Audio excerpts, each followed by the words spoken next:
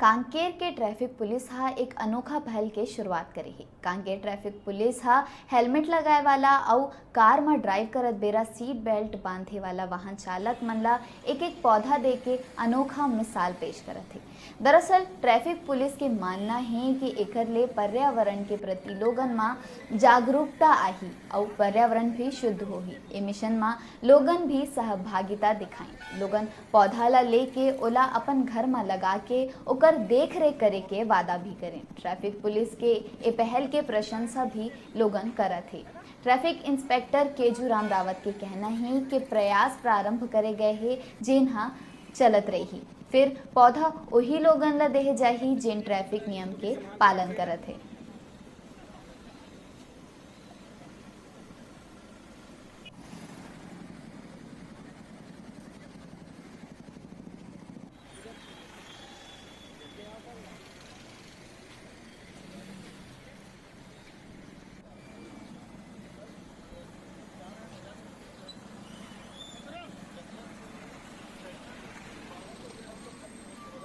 इसमें दो ये हैं, एक तो पर्यावरण का बचाव के लिए